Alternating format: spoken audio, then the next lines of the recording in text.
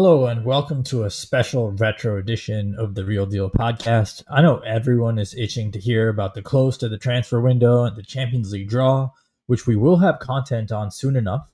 But for those of you who know me personally, you know I'm obsessed with eventually doing recurring segments on Real Madrid history with a very tactical and frankly professional industry level outlook. So today, we're just going to go ahead because we know we have a new audience now. We're releasing an old throwback version of this podcast, an episode that is no longer on YouTube from a time when we were not an independent show. This was Jarod Hector and I's first time recording together on The Real Deal and came right after Toni Kroos announced his retirement on May 21st, 2024. We were not expecting the announcement that day, and we had talked about recording. So back then in the sports world, Real Madrid were yet to beat Borussia Dortmund in the Champions League final. We had made it through Man City and Bayern. Luka Doncic was still in the middle of his legendary playoff run. So this was a different time. Keep that in mind when you listen. But we do a good job breaking down Toni Kroos' career, his legacy, his impact on Real Madrid, what it means to be a controller, and all those things. So go ahead and enjoy our retro episode on Toni Kroos. Well, when Jarod of True Hoop, we were talking about doing a podcast for a while about Doncic, Luka Doncic, the Real Madrid talent in the NBA.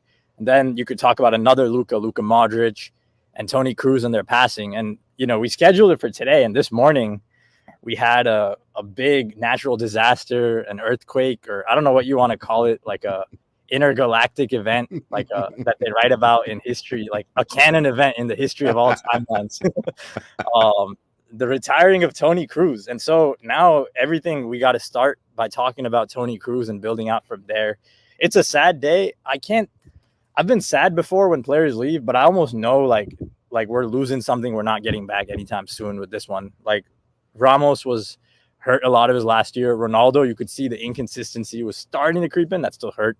Benzema wasn't, you could tell his heart wasn't as much in it after the World Cup. Marcelo was phased out at the end. This one, though, he's literally at the top of his game. It's a sad day, Jarod. How sad are you? What's your initial reaction to this?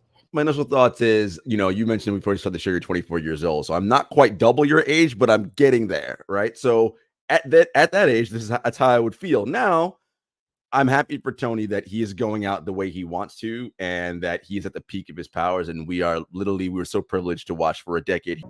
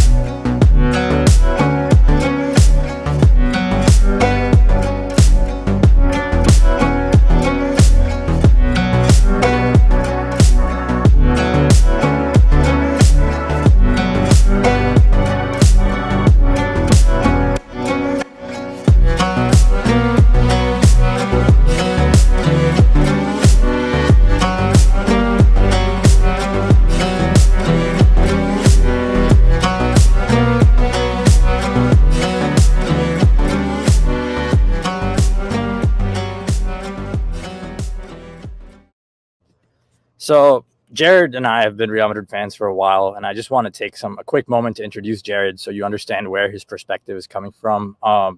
Jarod is on the True Hoop podcast. He's part of the True Hoop network. True Hoop is like a big NBA like blog right now. Is that what you call it? Like a Substack? Yeah, it's on Substack, and it was born on ESPN with Henry Abbott. That's where it started all those years ago in the early 2000s. And it now is its own entity again, owned by Henry Abbott, and it's on Substack primarily. And we have a podcast that we do 2 times a week with myself and Coach David Thorpe and Henry sometimes. Like, for instance, David's in LA this week with a bunch of NBA people, so Henry and I are doing the show this week. Nice. And yeah, I think there was a point a few years ago Woj comes into the ESPN. A lot of the talented writers leave. Henry was one of the most talented, not even a writer, just like an editor, like an overseer, it feels like, of other talented writers. And I really got to know him and enjoy his work when he was talking about Jeffrey Epstein and the connections to the NBA. And obviously he does a lot of good work just on strategy with Coach Thorpe. So What about you and you're a Real Madrid fan? Like, let's talk us through like when that started. Yeah. So I've always been a sports fan like my whole life, right? Played sports growing up, was a big time sports fan. I always loved big events. So World Cup and all that stuff was always super exciting. But I never really followed club that intently. And then in 2010, I went on my first trip to Europe. So that was 14 years ago now. And we were supposed to go to Rome, Florence, Barcelona, Madrid, Paris, right? Like I hit all these spots. And it was the same year as that Icelandic volcano eruption. So a bunch of the flight patterns migrating north had stopped. So my then wife at the time was like, all right, let's just keep advancing to where we can get in and out, as opposed to, right, we're not going to make it all the way up north. So let's go where we are. So we ended up staying longer in Florence than we wanted to. And we ended up going to Madrid. And again, at the time I was club agnostic. And the way the trip had formed out, Sid, I was supposed to go to Barcelona first, then go to Madrid.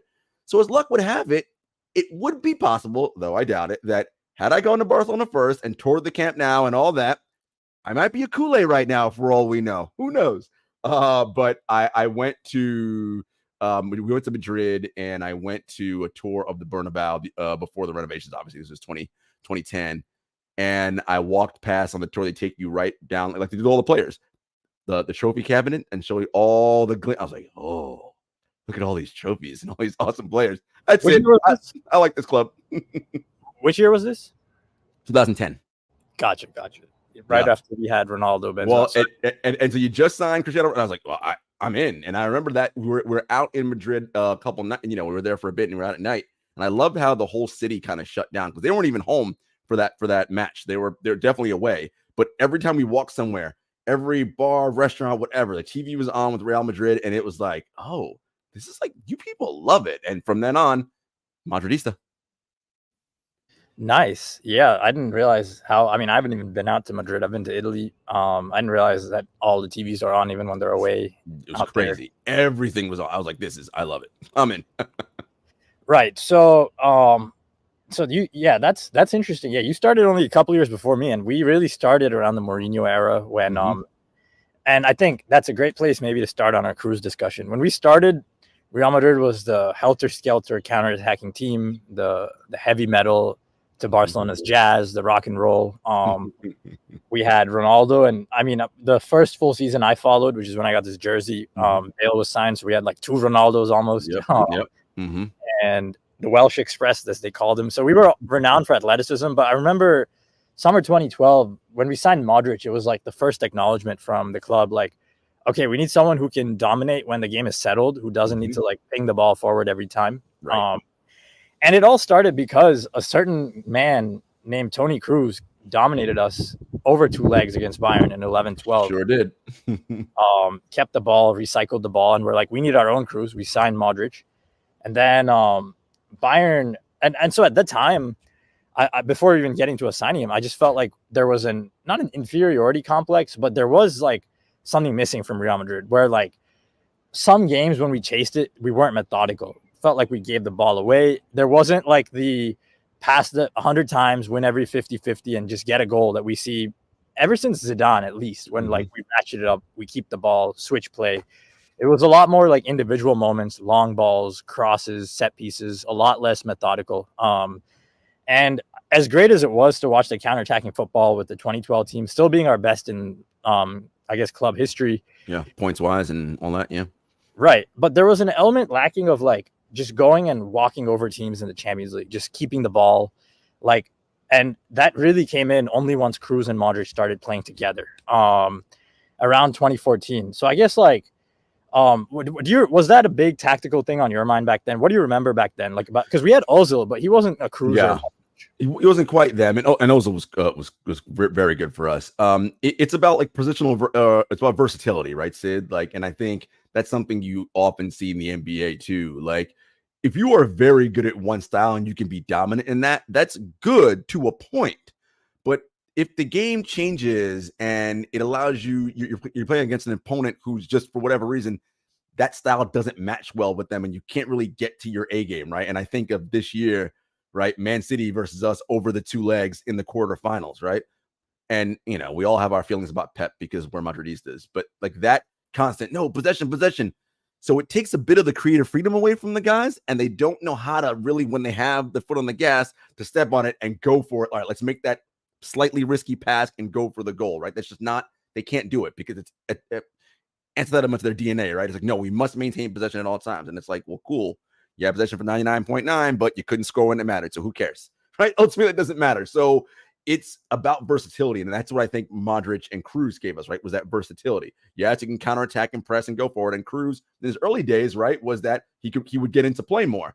Now he's that more holding midfielder, right? And he kind of settles and he's like, guys, and you can see him now on the pitch, pointing and telling everyone where to go with the ball. No, here, over there, right? And it's a settling and a calming presence. We talk about how press resistant he is, which is huge, right? If we need to speed up, he'll speed us up. If we need to slow down, he'll slow us down. Like, and all those things are so vital. And that, more than anything, combined with his IQ, is what we're going to miss, because he's not, even at his prime, right? He was never the fastest, strongest, like was never like a physical specimen in midfield. I mean, look, he's a world-class athlete. So of course he's an elite athlete, but in terms of the elite 1% within football, he was never that. But his IQ so amazing, and his ability to, again, understand what the game needs and calls for, that's huge. And yeah, that was a big part to me, is that tactical versatility to be able to play a different game as the game state calls for. Not everybody can do that. At the time, I knew that was a feature of his game, but he was such a 10, just his branding, especially before, I think, the World Cup 2014. Like, I know the 2011 team, 12th Bayern team, he definitely played more as a 10. He had a 9-goal, 8-assist season, I believe. Yep. And then the treble-winning team, he was phased out a little bit, I believe, as like he still played a lot, but the biggest games, they would go for Mandzukic and Muller up front, Robben Ribéry on the wings, and I believe Martinez and Schweinsteiger as the double pivot in midfield. And so that made people maybe not recognize how good he is, because, like, right. I guess it's weird, like a generational controller who, like, Guardiola would have played him that season if he was coach. For sure. But that was like in between, when the German style was still like a little more German and less Spanish, when they were focused on the boxes. Because my understanding is 2009, Barcelona beat Bayern 4-1 in the Champions League. And that's when German football just was like, hey, look at Spain, they won. Look at Barcelona beating us. Right. We need passers. We need less runners. Let's get Pep. Exactly. And they changed their whole youth infrastructure to mirror more of like what Pep wants in his teams, the whole Spanish midfielder, which obviously, funny enough, later led to them not having enough like strikers, it feels like, down the lane. But in between, I think it was perfect when the physicality was still there, but you were introducing these Kroos types. And so you got the best of both worlds. And 2014 World Cup, I thought, was the first sign that Kroos was going to be, I mean, he was showing signs before, but that was when he moved like 10 yards deeper and he was the best player on the team. Yep. Like Schweinsteiger was not anywhere near him in terms of quality that tournament. You watched that tournament? Was Kroos notable for you? Was he was awesome. I mean, Germany was just awesome that run. Like, you go into that and you're always thinking about, like, all right, who's going to win? France, you're thinking about Brazil is always like, oh, the South American teams. And you're like, man, this German team, something about them. They just have a confidence about them, right? A way in which they know where they're going to deliver, where it's going to come from, right? How to set up, how to build. And Kroos was just a huge part of that. As you said, right? Like, he was amazing. He stood out to me for sure during that World Cup. Who won the Golden Boot that cup? Was it Muller or James? James or Messi? It was James or Messi. Oh, yeah. But where Argentina got to? Where did Argentina get to? They get to the final. The final. That's right. They got to the final. I thought so. Yeah. James was the player of the tournament, though. Yeah. No. Yeah. Right. So Kroos dominates back then, changes Germany's identity towards a more possession team, and by 2016, they're almost like very positional, passing it everywhere. Özil was also a big part of that, which I think it's really funny, because he didn't really coincide with Modric and Kroos at all. Yeah. And neither did Xabi. But like, they both could play that style, just not to the degree of a Kroos or Modric. Like Özil with Germany, whenever he played, he became a lot more of a circulator, very high volume playmaker, less of the hero balls, more of just keeping it tidy. Alonso, I thought, was the one where, like, he was marketed as press resistance, but I don't think he was anywhere near Kroos in terms of like press resistance. Kroos is so good. I mean, and by the way, Xabi Alonso was incredible. And by the way, we'd be remiss if we didn't shout out what Bayern Leverkusen's fucking doing this season. If they win Europa and the German Cup, Like, to go undefeated, that might be the greatest accomplishment in world football. Yes, I know that it wasn't Champions League, but who cares? It's a European competition and German Cup, and to win that league without losing, unbelievable. Unbelievable.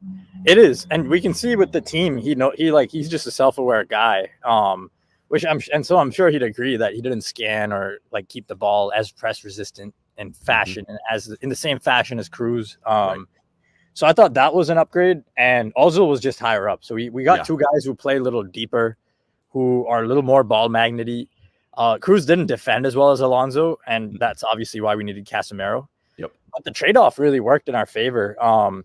What's your first memory of like Kroos at Real Madrid? Like when you're like, oh my God, like what did we just buy? Because at first I feel he wasn't fully appreciated because we had Alonso and so many pieces that he wasn't seen as the guy.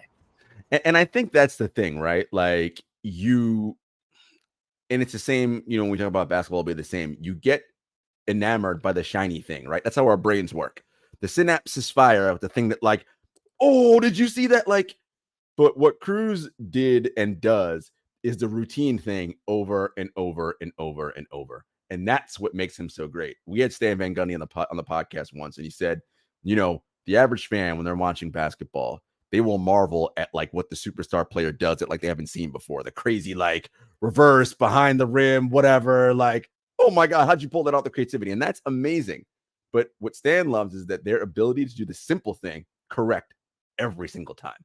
Like that's what makes them so great, and that's Kroos, right? Like we joke about, oh, did Toni Kroos miss any passes today? No, like true. It's that. It's like, man, does that guy ever miss passes? Like it's just this ability to switch sides when we're building up. And it's just like, so for me, it was his steady sort of like, man, this guy doesn't seem to make errors on the field. That's when I was like, we got something special here, because that allows all the superstar people we mentioned before up front to shine even more, because they don't have to worry, because they know the ball's going to get to where it belongs. We'll get it back, right? We'll settle us down, get it back to defense, so we can build up again. So it's that sort of like, man, this guy's really good at that.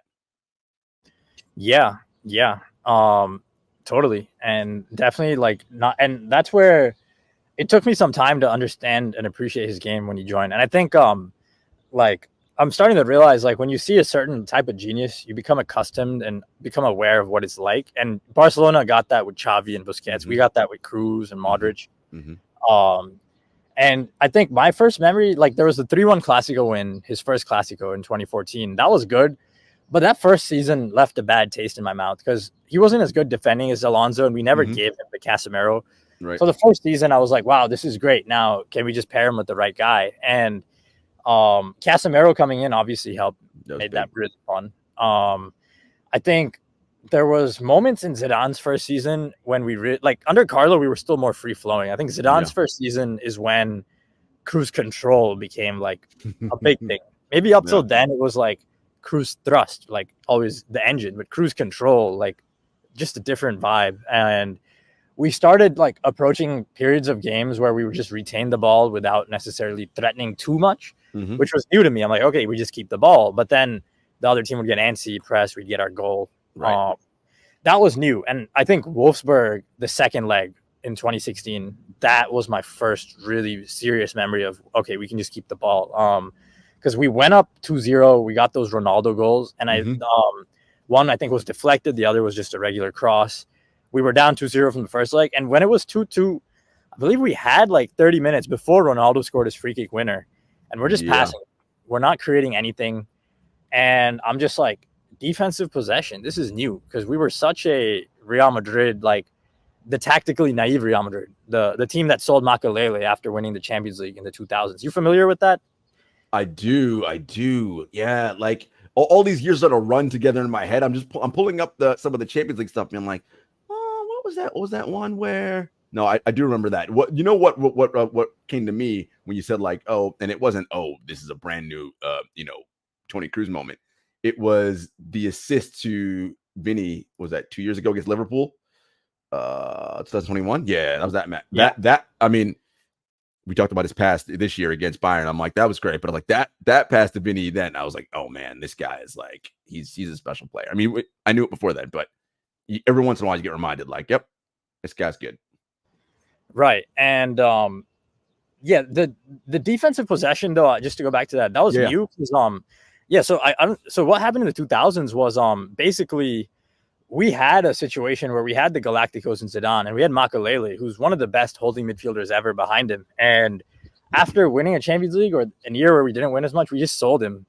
And we signed Beckham, and Zidane was like, why would you add another layer of paint to the car when you took away the engine? And I feel like when Kroos, the first season at Real Madrid was like that's still that type of Florentino, where he's not equipping the team with enough defensive-minded like role players who just do their job, who play a role.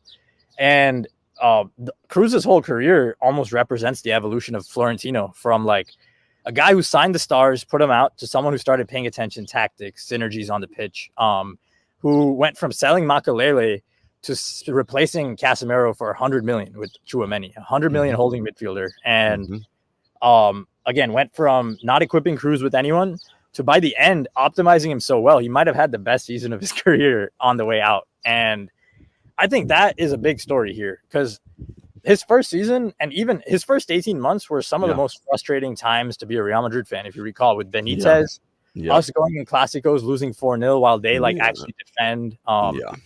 So how much did you experience the pain of that era tactically before we found the balance on both ends?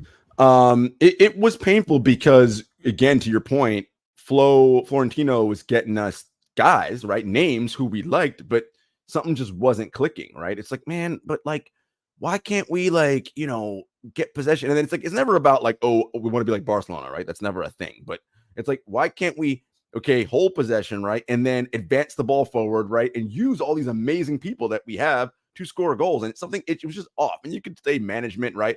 Benitez wasn't very good. You can put a bunch of different things involved there. But as I like to think about it, it's never one person's fault, right? It's a combination of things. Bad team planning, bad coaching, bad players not believing in what the system is, all those things together. And you can contrast that with when Zidane came in and to where we are now, it's just so different, right? Because it seems like everybody's in lockstep. Florentino no longer is paying a billion pounds for 30-plus-year-old superstars. Instead going, no, I'm going to get a 20-year-old, a 21-year-old, 22-year-old, right? Carlo adapting his tactics as well. And that hasn't gotten enough credit, I think, where he's being less rigid, right? It's okay, here is our basic structure, guys, right? Whether it's 4-4-2, whatever. Within that, I'm going to allow you the freedom to do what the game state calls for. Now, you can do that when you have players you trust, like Kroos, Modric, right? You can do that because they know, all right, the game doesn't call for this right now. But they have taught that to the other guys, right? Guys, we got to drop back a little bit more here. I need you to be more in a lower block here, whatever the situation may be. And that has allowed Madrid to be good. So I think the pain from then was settled because maybe, again, all ships or all people on the boat weren't rowing in the same direction. They had different ideas about how we can make this happen. Now it's so much more enjoyable because everybody's on the same page and they know this is the right, and there's trust, right? That's the biggest thing too, Sid, is has trust been established between the top from Flo, management, coaching, and the players? If that's all there, then you're good. If it's fractured, you got problems. And I think we're seeing that. We're seeing the good part of that now. We didn't have that then in that early period. Yeah, I can't believe it's been 8 years since Benitez was sacked. And that was probably my lowest, the moment I felt furthest from Real Madrid as a fan from when I started following. Because we had won a Champions League, but it felt like our squad was good enough to win the three-peat as we did go on. Yep. And yet we hadn't. At that point, there was a moment when we hadn't won a three-peat when it felt like a great era could even go to waste, to be honest, without winning enough. And the three-peat, to be honest, I'm sure many of us feel that way because we didn't win so many leagues. That was the bare minimum to show what we deserve from that era. And so January 2016, at that moment, and I wasn't wrong to feel this way looking back, but Zidane was not the hotshot appointment people thought at first. Not at the time. And I was just thinking all right, I don't know, why don't I just go watch more Atleti games? At least they tried. They squeeze everything out of their club. We got billions. We don't squeeze shit. They come and school us in our own backyard, with a quarter of our budget. They play with pride against Barcelona while we play a bunch of softies. That was going through my head. I want a team that plays with pride. And then at that time, it seems, and I didn't know this at the time, but apparently Florentino and Jose Angel Sanchez were arguing over who's going to sack Zidane when they had to sack him.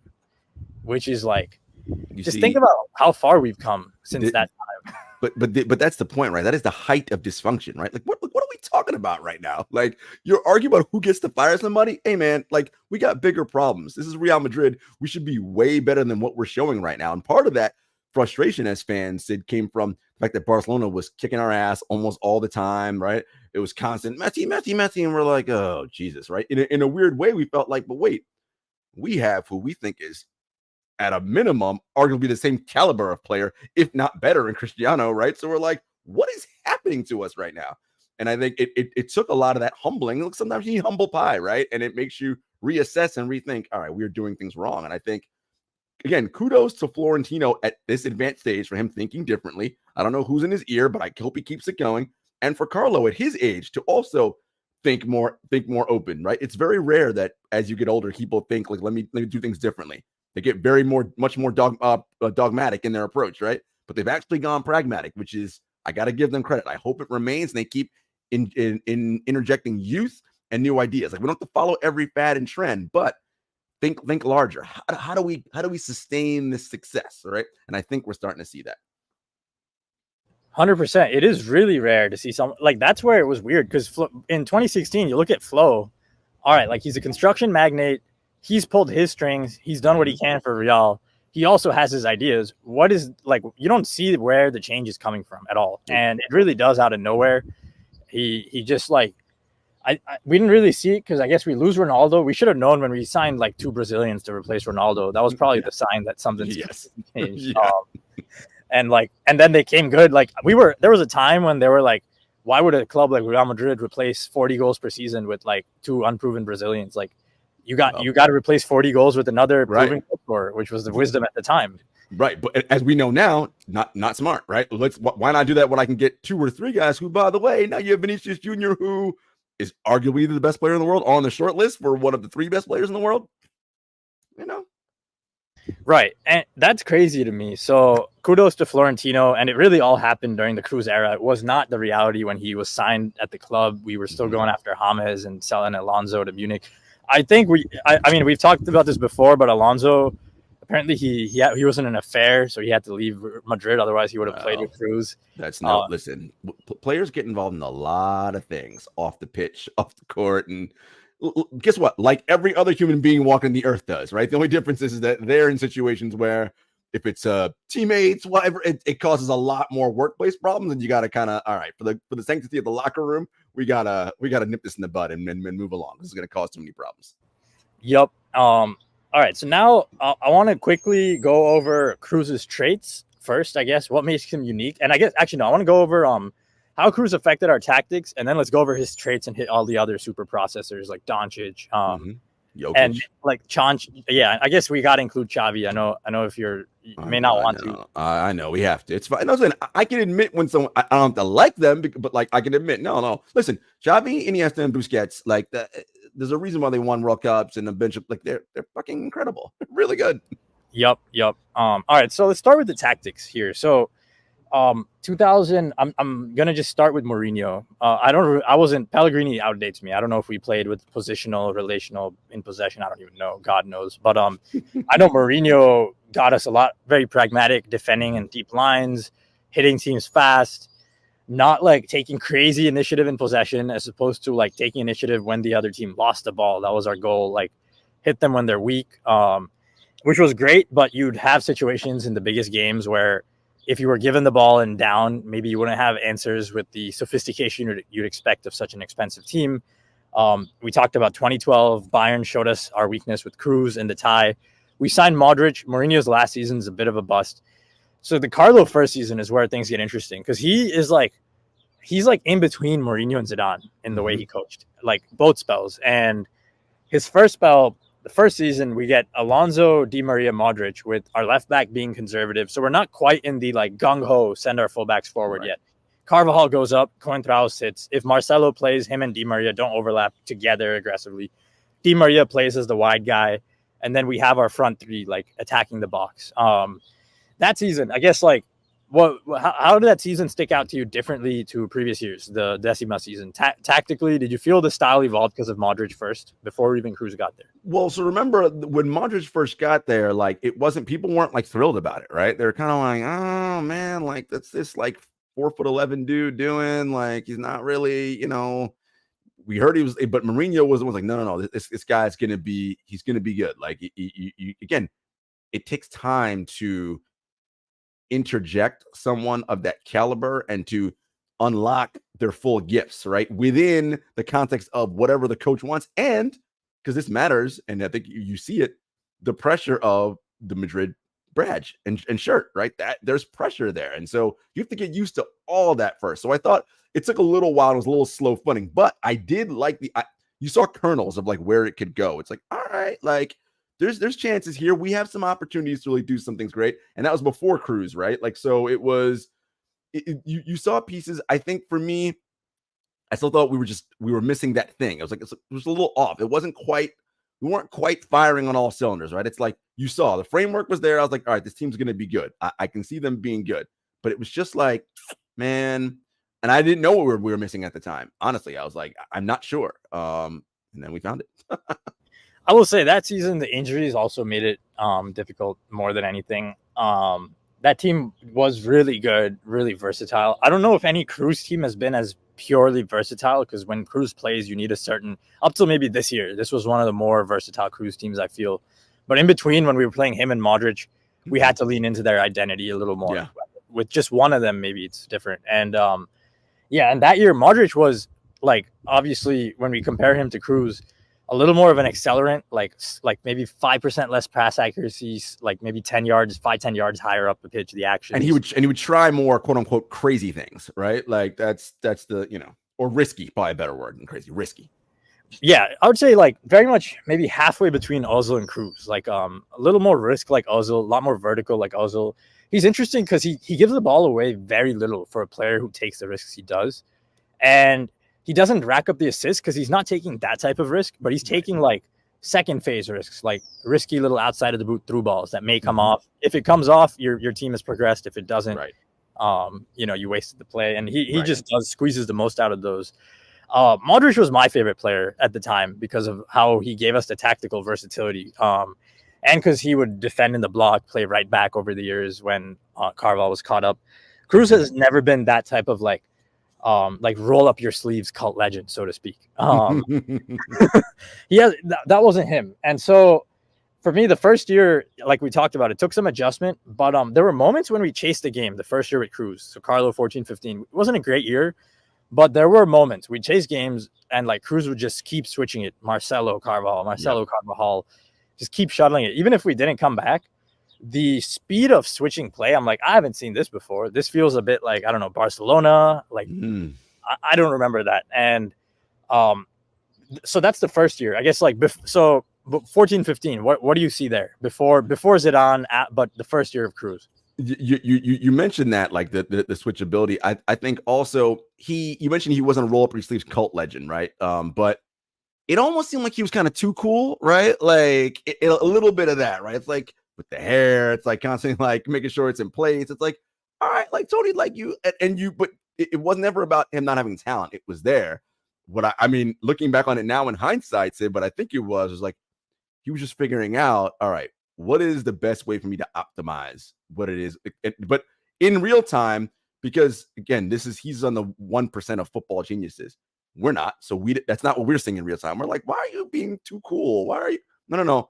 I'm just figuring out what it is the best way for me to optimize and do what we have to do. And that's what he was doing, was figuring it out, right? And it was, I mean, look, for a decade, we've had the guy, and I mean, my God, he's the metronome of this team, right? Like, it's just, and it's a beautiful, him and Kroos together. Now, we got worried, like last year, the year we finished three-peat. Last year, we get worried because we're like, shit, we can't play these two guys together. They're too old, right? Like, and age happens, and Modric can't track back like he used to. Like, he's 38, well, now 39. Okay, we put in our young guys, and they just come on one off for each other. And now it's like, it still works, right? So it's just how you construct around. And again, I have to give Florentino credit for that. But yes, 2014-15, I think he was just figuring it out. He was in real time processing. How do I optimize the best version of myself for Real Madrid? Yeah, and we had moments when everyone was healthy where, he did run and everyone ran, like James, Isco ran, Modric, because we had no six. And like that year, they all were like, all right, we got to give up a little bit of our game for the team. And yeah, I mean, I was just like, I just can't believe it feels like I'm talking about a different club. Like looking back, like, oh, like gaps in the squad, holes. Like, what is a hole in the squad now? Like, we're signing people for like 3 years in the future now. And I mean, that year, like, it was really highlighted by Sergio Ramos playing defensive midfielder. So that was rough. And that summer, I loved the offseason work. Lucas Vazquez, Kovacic, all these like handy role players who can just come in, do a job. And again, Benitez wasn't great. I don't know what we were doing. It felt like we got a lot of the defensive things right without any of the offense under him. Like the offense just didn't click. And that's his style though, right? Like it's all about like, let's just defend. And it's like, yeah, I want to defend too, my guy, but we have players here who can put the ball in the net. Like let's figure that part of it out. But again, talk about coaches not adjusting and being pragmatic enough. He's dogmatic in his approach and his style, right? I mean, Pep is also dogmatic in his approach and style, right? But his approach and style is really good and he has really good players, so it often wins out. But if you don't quite have that thing, like we had, like under Benitez, like you're not going to be able to progress forward as much as you probably should with the talent you have. Yeah, I think there's like almost two types of pragmatism. There's like pragmatism on both sides of the ball, which is what Pep is, and then there's pragmatism on one side, which often tends to leading you to not looking dogmatic on both. And Benitez was there. That was probably the least Real Madrid season, like for sure. Damn, even 18-19 had a little more Madridism with Vinny. Those guys. Exactly. And so then we get to Kroos' real change. Zidane comes in, and we get the defensive possession. We're still scoring every game, but like we get the defensive possession. We get the Wolfsburg game, but we also get like cool moments like the El Clasico where we all tuck in, roll up our sleeves. Kroos does the work defensively. Casemiro acts like two defenders in one. Tackles everyone. And 2016, we're not tested as much in the Champions League. I think we have about 30 minutes, 40 minutes in the final where we play some sweet stuff. Not the whole final though. And I'd say 2017 is when we saw the apex of what Kroos could bring to the team. But like, so the switching of play, I thought that was new to me, but I didn't realize like that getting the ball to the fullback near the touchline, it's not easy in the first place with space. And if you can keep swapping it between fullbacks again and again, even if you're not going for a goal, you pretty much break down the opposition. And I didn't realize that until I watched that team, because like Pep's teams, I would argue, were a little more midfield centric. Our team was very much like it was about the midfielder to the winger switch. That was our play. So yeah, well, any thoughts on that? Those 2-3 years? Tilting the field, right? Like, so if you're switching play, right, it's now forcing the other team who's on defense to react now, right? Whereas if you're controlling it through the midfield, everybody's kind of like, all right, we're moving back.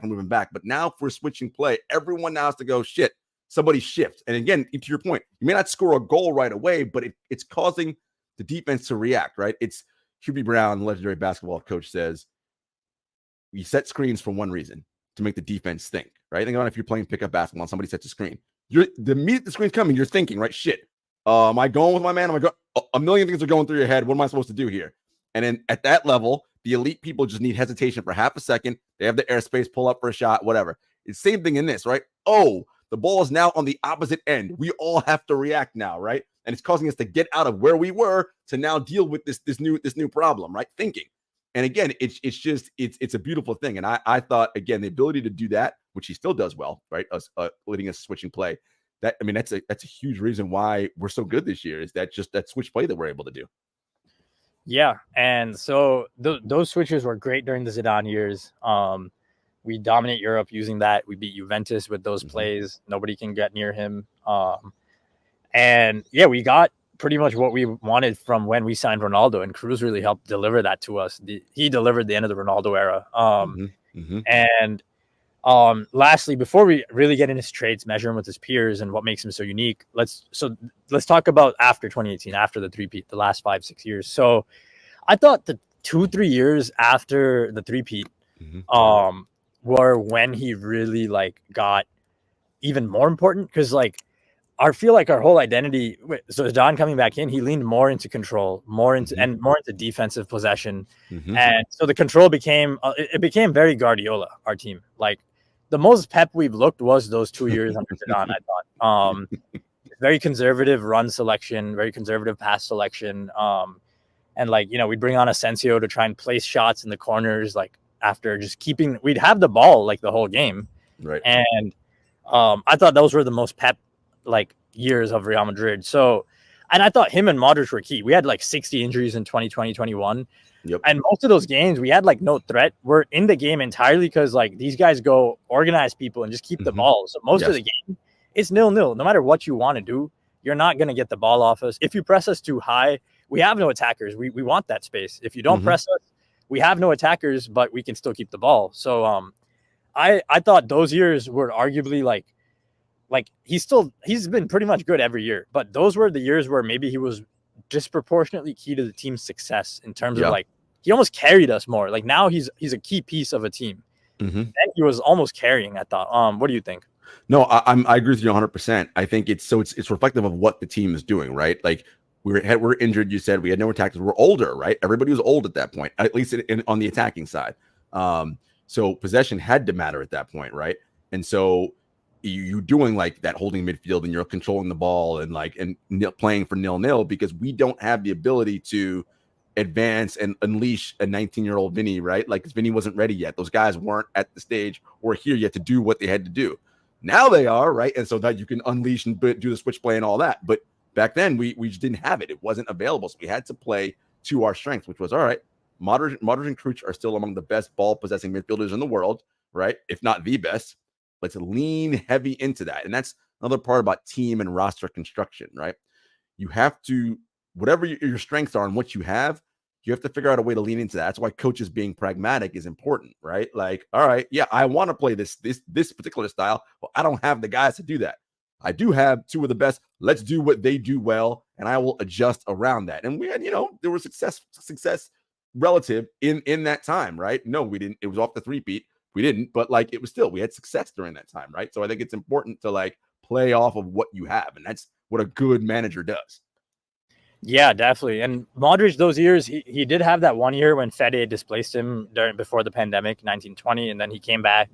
He was still functional, but Kroos was a mainstay, whether there was Modric or not, injuries, he was always there. And I thought also another thing notable those years, I thought he also really masked Casemiro's deficiencies on the ball really effectively. I always mentioned that like it's not that Casemiro is like decent on the ball to United fans. It's that everyone on this team is good, and so he's going to have some opportunities to make good plays. But he was being masked by everyone else, and I thought Kroos was great there. And if we had a game where Casemiro had to ever play in a double pivot without Kroos, it was always a disaster. Like just build up. So he pretty much he shifts us a bit during Carlos' first spell. I guess when Di Maria left, I forgot Di Maria left when Kroos came into. So Marcelo started advancing at the same time. Yeah. So he synergizes with Marcelo, and then he switches the ball during the Zidane years, changes our identity, then really carries and keeps us afloat. And then we have the last couple years under Carlo, where like, to be honest, out of the last few years, the most shocking one is still the first one, 21-22, because that's when no Tchouaméni, Fede barely integrated.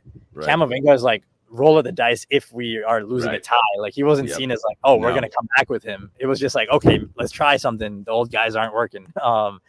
And the Casemiro, Kroos, Modric trio actually got outplayed a lot in those big games. Like they would come off before we came back. And I thought that was the weirdest year of them all. I thought that was like almost like a throwback to 14-15 where like we lacked the like Carlo was kind of running with a squad with some holes. And we just kind of got away with it because how many goals did Benzema score that year? Oh, like 40 or 50 or something. That sounds about right. And had a lot of talk around about, Madrid's so lucky. Like, so I'm a believer in luck, but you have to be good enough for luck to matter, right? Like, again, to use, I won't even use an NBA example. I'll use a football analogy. Real Betis can get all the luck they want. They're still Real Betis, right? Like, ain't gonna matter, right? Because they are who they are, right? But if you are a team with quality, right, and some bounces go your way, well, yeah, that means you're probably going to win a Champions League, right? Like, it's just, that's how it goes. That's the nature of the beast. And yes, Benzema was incredible that year. If you look at that, all the comebacks, there were all moments of brilliance, right? This perfect pass, Benzema header, Vinny corner, like, it's just all these, seemingly we were down and out, down 3-1, 3-0, whatever. We just had, okay, I need 2 moments of brilliance for us to get back into this tie. Okay, pass, and that's all it was. And again, you can call that luck. Less so, I would call that part skill. What I would call on the other end is the teams that were up, your inability while up to keep a team who you thought was inferior down, your inability to capitalize on that lead and keep us down, right? That's on you, right? Like, and so that's how I viewed that year. Yeah, definitely. And I just find that year shocking because Carlo comes back. Maybe he's a bit of a dinosaur, as people thought then in coaching terms, and which he isn't. But at the time, he's not. He doesn't prioritize control, and our defense was a lot worse that first year compared to the year before. Benzema just went crazy, but we were not in control of games as often. A lot of the positional structures that had come up under Zidane, like pinning players, just having space to circulate, kind of disappeared in favor of a more like Route 1 style. But it's interesting how like he still had a ridiculous impact. Like we won La Liga because even if we're a mess for like 30 minutes and someone should beat us, we're not after because Kroos stabilizes us and then gets the ball forward. Right, like all those moments, Ben's got the ball, it's because Kroos gets it to him. Yes. And then I thought last year, though, when Tchouaméni came in with better press resistance than Casemiro, we saw I really feel like we got him at a different level the last 2 years because there was something about Casemiro just tanking our buildup like in a random percentage of games every year. But it was a fixed percentage and it was higher than you'd like it to be. So as soon as Tchouaméni came in, the first Clásico when Tchouaméni Kroos played and we just walked over Barcelona, I thought that was great. And you know, the only reason we didn't do great was because the World Cup really affected us physically, affected Tchouaméni, Fede, the guys who would work for him. Who play deep. Yeah, for sure. I think, Sid, too, so much of it is the magnification of a player, right? And what they're able to do. So if Kroos is operating at 100% and Modric is operating at 100%, well, that can mask some of Casemiro, right? Because they're so good. But if they drop to 95% each, well, that 5% on each of them, now the weaknesses of Casemiro really gets like, oh, I really see how bad he is now, right? And this is the thing. It's your players magnify one another, right? Or detract depending on what's happening. And you mentioned Tchouaméni. Well, yeah, now I have at the time, what was he, 20, 21-year-old, right? Who fresh legs, young, super athletic. Oh, so Kroos down 5, but that 95, right? With a super young, that can mask because he may make a mistake, but he's so fast he can run back, track, tackle, whatever. Same with Camavinga, right? So while Kroos may not be physically elite anymore, right? He's still got the IQ. That part is masked by how good they are, right? At being young and super athletic and young legs, but his IQ and his mind is still fresh. So they don't have the defensive lapses, right? It's how can everybody magnify one another, right? If this guy drops 2%, okay, that's fine because these two 22-year-olds make up for that because they're so athletic and young, right? This is the balance. This is when you're team building what you're trying to create, and that's what we've gotten right so really so well this year. And we're starting to get right, not last year, but year before. And last year was about World Cup and all that, and there's a lot of residual. And that, the World Cup being pushed to December really screwed up a lot of people, right? It's just in the middle of the club season, like it's all bad. It's like the NBA. Too many games. Yeah. And yeah, the re-optimization of Kroos, that's an interesting way to think about it. Like because Casemiro and Modric get shifted out because Modric being in his best physically was a key thing to make that partnership work because he was such a good defender. Plus defender was a big part of it. And when he became more of a neutral defender, it just didn't work as well. Fede's emergence was big. Oh, Fede's so good. Actually, it's funny because Casemiro leaving and Tchouaméni coming in, I think it was like looking back, it's still been more about Casemiro's deficiencies for me. And I don't know, sometimes people call me a hater. I always appreciated what he brought to the table, but like Tchouaméni hasn't been great next to Kroos. He just hasn't given the ball away much. So it just feels like a breath of fresh air. But the ones who have really unlocked him are Fede and Camavinga with their just endless shuttling up and down. Oh my God. I watched. I think I tweeted the other day, and I think I said to you, I was like, "Why does Valverde have to play today?" And you're like, "Yeah, he's got to get like at least 30 minutes of a high intensity workout." Because my fear with Pérez is he's a gazelle, and he just constantly runs. It looks like he can run for days, but I know how bodies work. You cannot run for days. At some point, you're going to break down. So that's why I'm like, in games we don't need him. I don't want him. Put him in bubble wrap and put him and rest him. I don't want him running if he doesn't have to. But yes, he and Camavinga's ability, Pérez especially, his ability to just, I'd love to like get like a blood test on him during a game, like in real time, like how he's processing lactate and flushing it out of his body. Like he is like, this dude can just run forever. It's incredible. Yeah, there's clearly the lactic acid pathway clearance. It's up there. It's upregulated. He has some special gene there. It's so good, bro. Yeah, for sure. And also Giroud was also helpful this season, like a little more physical defensive engine than Ben's, while still playing away from the 9 position, pinning defenders, offering himself as a lane. So like offered a lot of what Ben's did while being younger, more energetic. So that helped. And it shows statistically, Kroos averaged the most passes per 90 minutes of the last 6 years on Football Reference, like since 2017-18. So higher than the last third Champions League at Real Madrid. And if I check who scored, I wouldn't be shocked if this was just the highest usage he's had. Because like maybe those years, Modric, Marcelo took a lot of it. Now, like especially with Modric on the bench, like he's the one who steps up the most. Fede is stepping up more. He definitely picked up a lot from Kroos this year. Not for sure. But yeah, still Kroos is Kroos. And so we got this cool arc where he gets perpetually more optimized, arguably. At least the last 2 years, he was more optimized at any point at Real Madrid. And yeah, he's playing defense at the Etihad, like sitting back block for like an hour. And yeah, I mean, I'm proud of him. He really rolled up his sleeves. And it's just funny, the conversation about him rolling up his sleeves, it started way back against like January 2015. We played Atletico in the Super Cup. It was a 2-2 draw. I think we lost the first leg 2-0. We played him the second leg. Kroos was going up for headers and all that. And certain games he always did. It was, I think, sometimes the smaller games where you'd be more reluctant. And so now let's talk a little bit about where he stands in the pantheon. So just about his style, to clarify, some people wonder, like, why is he under so much control? He's said on record, he actually like sets a number of sprints he wants to do per game, which is like, it's not optimal for everyone, right? But for his archetype, I can see it because like he's so involved. And basically, like, I mean, if any of you have like done sprint training, not like jogging, but sprint training, you really can't sprint that many times at 100% before you run out of juice.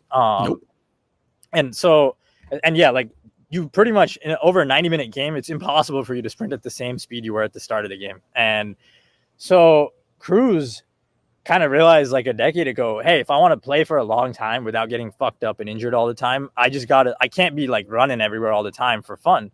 And so he's always been a selective sprinter. He really doesn't like sprinting. No. Sprinting is something like a button, like a get out of emergency jail-free card. Yeah. And so I just thought that's one tidbit that's interesting about him. Because you don't like, I don't know how many players have explained their process that way, but he's been clear.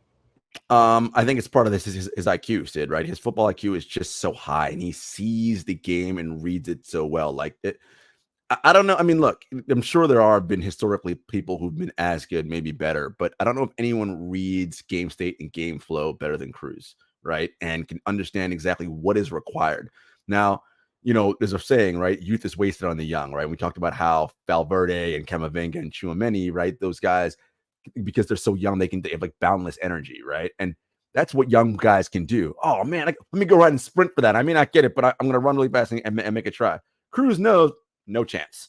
Instead, I'm going to shift myself positionally so that when that person gets the ball, it's not going to be a threat because I'm now here in this spot and I'm going to direct my team to get into the right spot. So, okay, we may not have the ball, but we're not going to be in a threatening position now because we are where we need to be defensively. And it's making those kind of calculations. And think about what I just said, right? He's processing that literally like in milliseconds, right? Like that's how fast he's making that calculation. And that's what makes him so good. Your ability to see and read and know, okay, I know where to go here. Great. Got it. Perfect. It's what the great, NBA players do. Jokic, Doncic, right? Same idea. They can just process so fast. And that allows them to make up for any kind of physical limitation they may have in a moment. Yep. And now let's talk about the subtle differences between some of these. Let's start with the soccer ones, and then I definitely want to talk about Lucas Run, what you think. So all of them have one trait that's pretty commonplace, that like they all have their nuances, but the main trait that's common is you have a picture of the whole field in your head. You scan all the time. So your frame rate of like how many times in a second you're taking a picture of the field is very high. So like at every moment you're just insecure that you don't know what's actually going on. It's almost like from an insecurity, like a fear, like, okay, I don't know. So you keep looking like it's like, to be honest, it's a form of hyperactivity if you actually do it on the pitch. Like very few day-to-day activities require that level of stimulus processing. It's like playing a video game, but you're actually running around and trying to play a game in your head, in a sense. So that's the commonality. I guess I'd start there. Any other commonalities you see before we get into what, because Kroos does some things that I feel only he does as well, a little differently. No, I just love the idea of the processing, right? I'm sure you've seen this video before, right? Like the YouTube video of the cat and the snake, right? And why the cat always kicks the snake's ass in every fight, right? And it's because the cat just sees faster, right? It's just swat, always, because he just sees faster and is much more agile and can do what he needs to do, right? It's the same idea, the frame rate, right? It's like constantly scan. It's like if you're in your house and a fly's in there and you're trying to freaking hit it and you keep missing. Yeah, because you're moving in like negative speed to him, right? Because he just everything. We got it all. That's the beauty of this stuff. That's what's so awesome, is the nuance there. So yes, all the elite guys have that. You must, in order to see the field, what's happening. With Kroos, to me, God, it's the pass accuracy, man. And I know there have been accurate passes before, but it's just every kind of ball. Because it's not just, all right, the switch play, right, from one flank to the other flank, which is a hard enough thing as it is. It's the right velocity on the pass so that only your guy can get it and not the defender. And to know, I know exactly how fast Vinny's going to run. So it gets right to him right when he's at his peak speed so that he can finish, right? The goal against Bayern. Like, it's just, but how many people can do that? That's a rare ability to know exactly right on, this is the pace. It's brilliant. It's brilliant.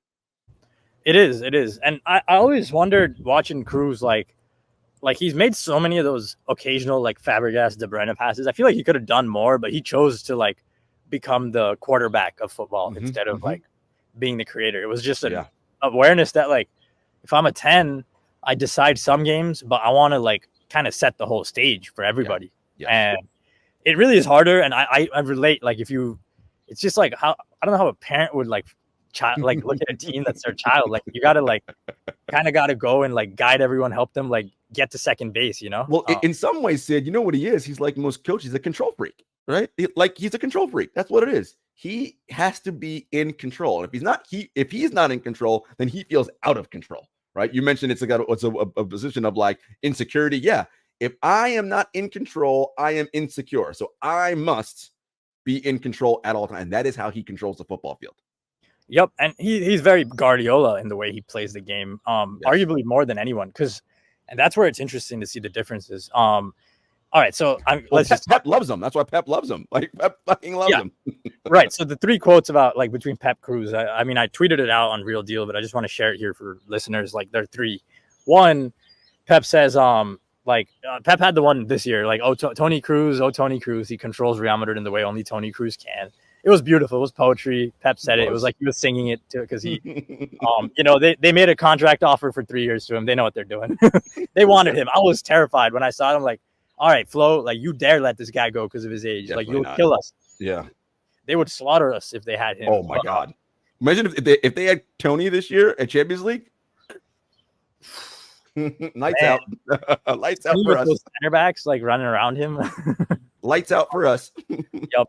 Yeah. He would have sliced us apart. And he's taken years to coach Rodri into becoming a Kroos type player, but it's taken Rodri a few years to reach the same volume, in my opinion. He was not you could say the last 2 years of Rodri are pretty much where Kroos has been his whole career. Yes. Like the last decade. And the first couple years of Rodri were like not quite there, a little closer to maybe Busquets. And so now going into these, so the other quote, sorry, don't want to skip the quotes, but Guardiola said that I know Guardiola didn't want to lose him, but Kroos said that Guardiola brought like control to Germany before. If he was there, everyone in Germany thought about like the boxes and the second balls.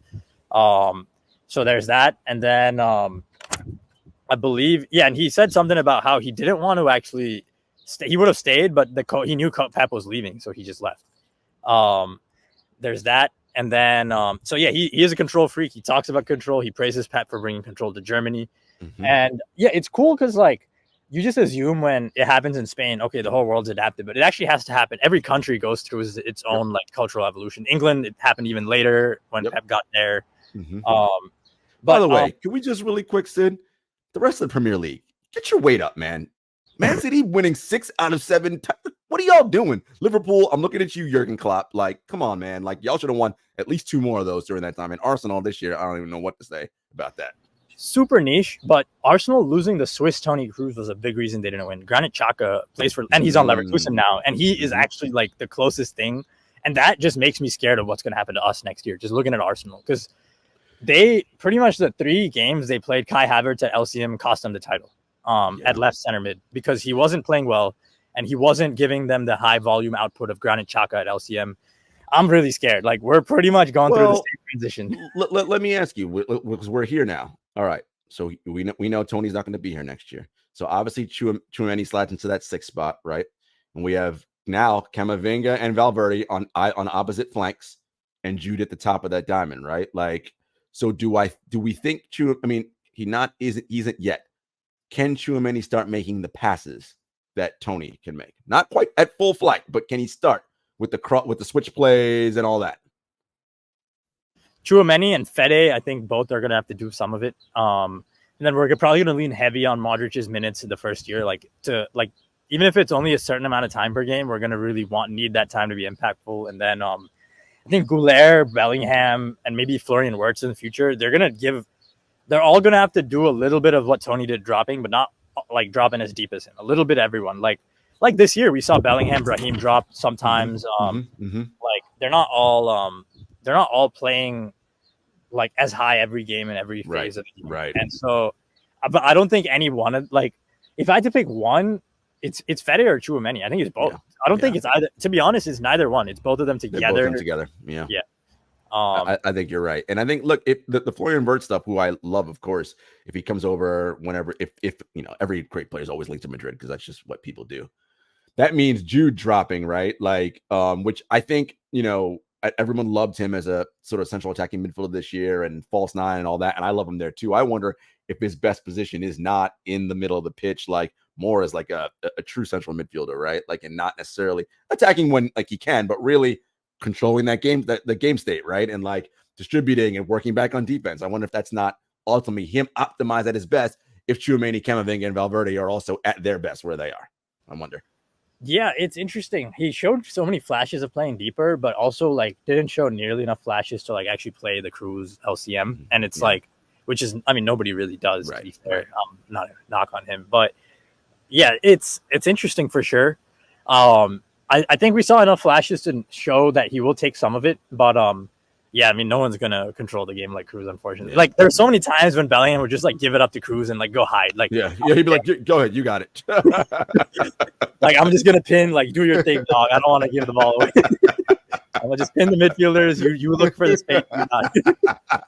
Especially like I think.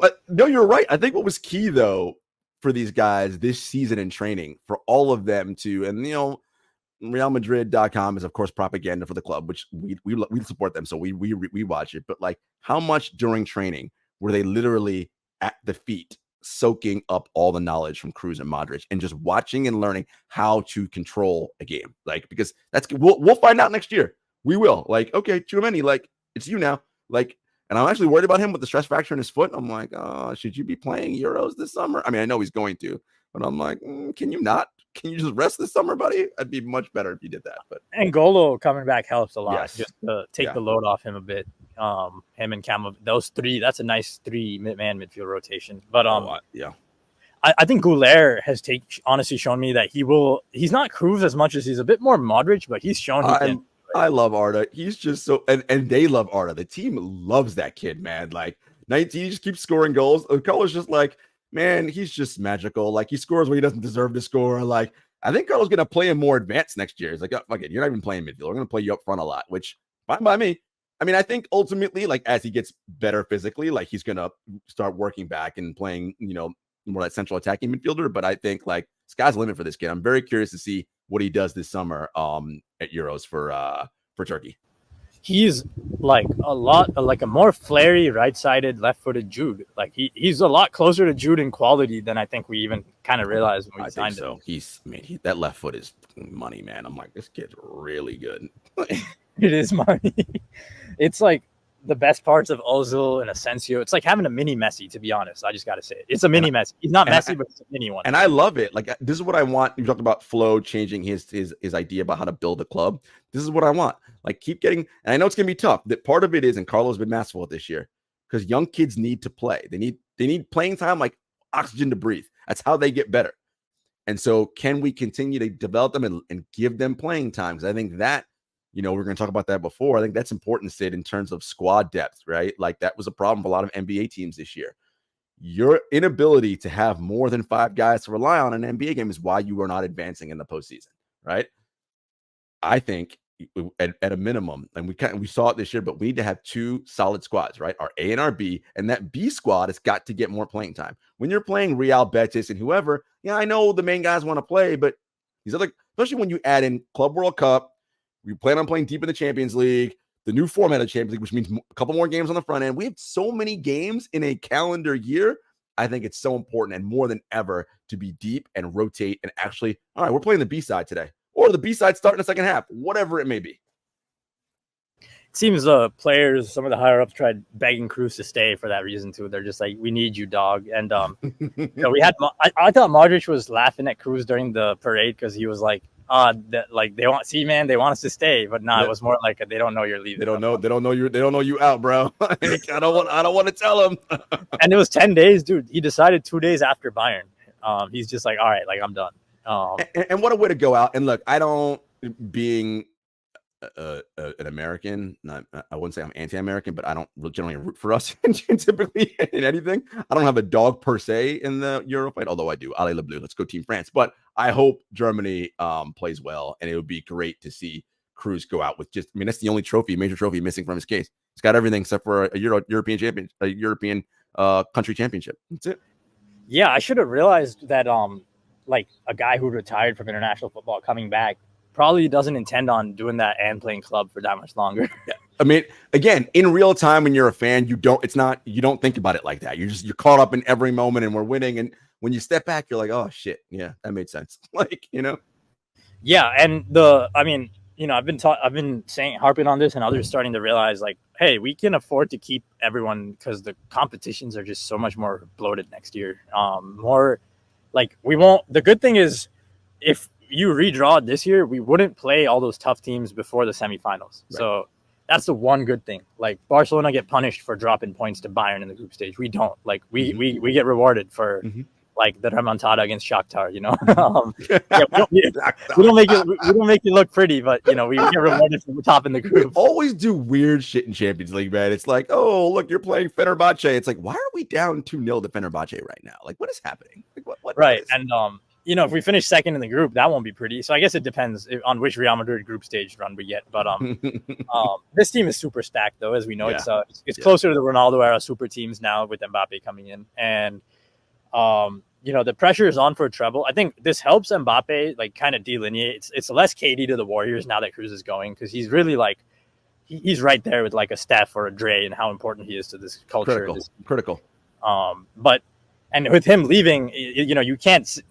It's not Mbappé is not joining the same Real Madrid team that won the Champions League anymore. He's just not. Like, you could lose Vasquez or Nacho, it wouldn't be the same. But Kroos is literally like our identity. So there's that for Mbappé. Less of the KD Warriors dynamic. For me, because I'm a KD guy, like the whole KD to the I just all that narrative stuff is so stupid to me. Like, dude's a free agent. Like, he can go wherever he wants to go. Like, and let us not forget. They do not win those back-to-back titles without Kevin Durant on that team. They just don't. Like, that's just a factual statement. Like, go back and watch. I saw a lot of Curry fans being like, can't go back-to-back. I'm like, dude, KD went back-to-back for you. I mean, right? Like, I mean, it's evident. It's right there. He was he was the best. Like, oh, man, nothing's happening. Our back split cuts ain't working. Give it Kevin Durant. He'll figure it out. Like, you know what I mean? Like, that's what they did to 2 titles. So I don't want to hear them. And he was amazing defensively. But no, you're right. And I think the thing about Mbappé to me, Sid, that I'm concerned about, and I've talked to friends in group chats before, and it's like, it isn't. Of course, I love Kylian Mbappé. I root for France. I think when he's on, he's the best player in the world. But what I said was, I love, and I'm gonna see if you agree with this. I love the culture around this team right now. Everyone seems to love each other and really get along. And I'm like, look, man, as good as he is, I don't want him coming in this dressing room and fucking that up. Like, and I don't know anything about him in PSG, if he's like a diva or anything like that. It's just more like, hey, we have a way we do things here. And because he's such a big personality, I don't want him sucking all of that out of the room because he's Kylian Mbappé. It's like, nah, man, like we all work here and work together. And I hope that doesn't get messed up.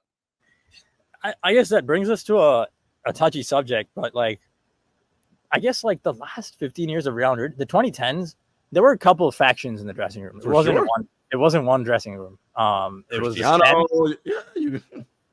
exactly right. It was Portuguese, Brazilian, and then it was Spanish. Ramos's faction and Ronaldo's faction. And Ronaldo was an icy guy. Like he's a professional, but like, you know, he's not like a warm guy all the time. Like not a warm and fuzzy.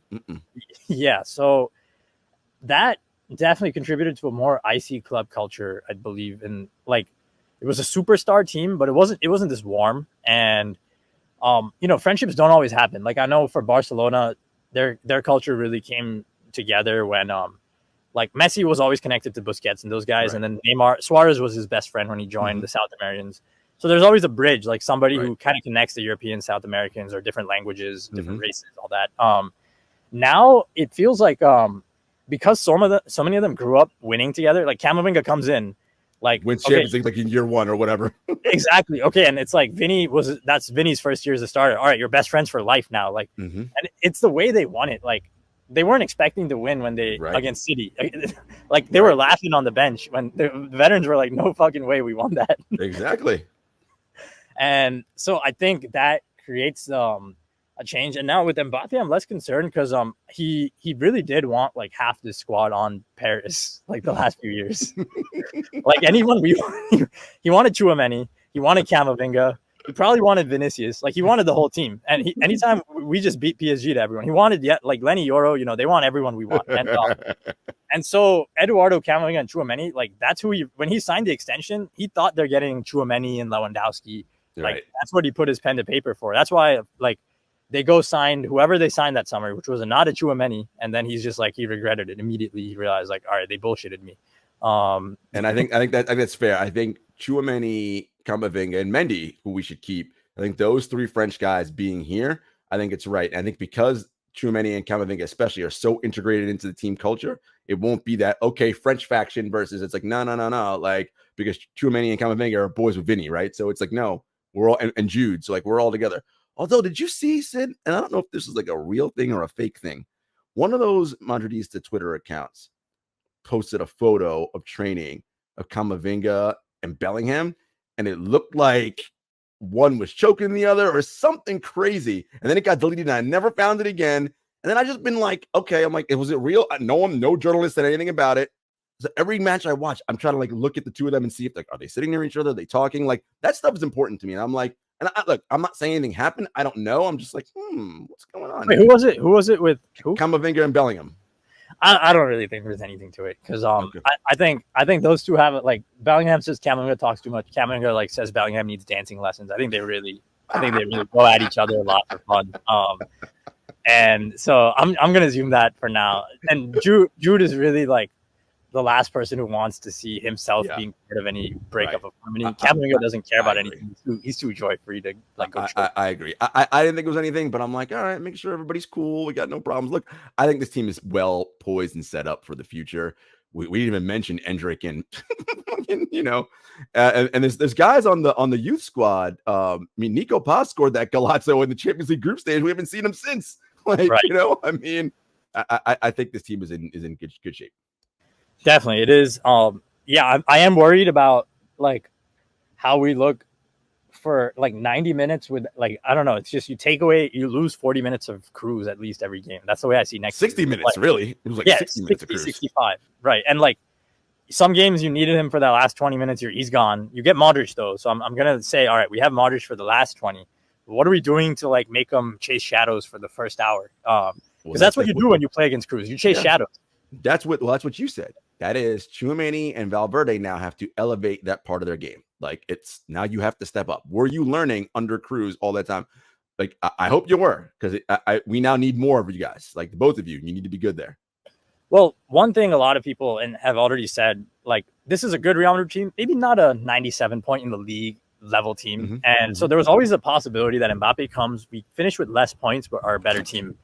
Now that feels very, very possible that we get maybe 90, maybe still win the league. Maybe we go far in the Champions League, but we may not be a better team. And that was just unfathomable, like that you could add Mbappé and actually not finish with more points than the year before you added him up till like this year. It was unfathomable. But it's what we talked about, right? It's the optimization. It's what you lose in Kroos, right? Now it's a voice, not even like he dropped from 98 to 92. It's no, he dropped from 98 to 0. He's not there anymore.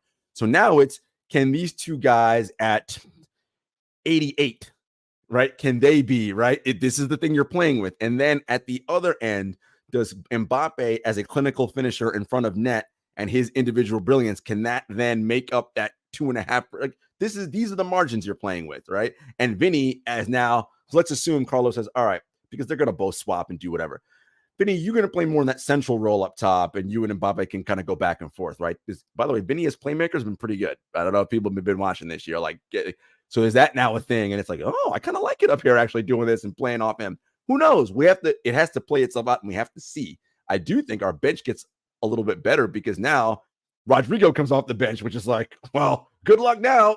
You know what I mean? Like, and Brahim and everyone and Arda's going to have to play next year. And Hendricks, I mean, that attacking prowess off the bench. So if we're ever down 1-0 or it's 1-1, like, I'm going to feel pretty confident we're going to find a way to score goals in abundance going forward. We got hints of that this season, and at the end is when we really saw, okay, we do have a B team. We just didn't want to risk it fully earlier in the year. And next season, I think we have a B team. First time since 2016-17 that we have a legit, like, just play different guys and you still whoop their ass type team, which is crazy. It's just crazy because, like, these other teams come out with their best guys. Like, I remember beating Leganes 5-0 in 16-17 with James Morata, and I'm like, yeah. Like, is this real life? Like, yes. When you are Real Madrid, this is what you want. Real life. Our B team can beat certain teams, A teams. That is what you want. Yes. And this, I'm realizing, to be fair, this has been more part of the Real Madrid brand, even going back to before Perez knew to get an extra 6. He's always been stacking up these other roles. Like, I was in Singapore, 2012, and people were like, dude, Madrid's bench can win the Champions League. And I'm like, damn, is that how we're perceived? Imagine a B team in their own group. It's like, oh, this is actually, they can win this group. They're pretty good.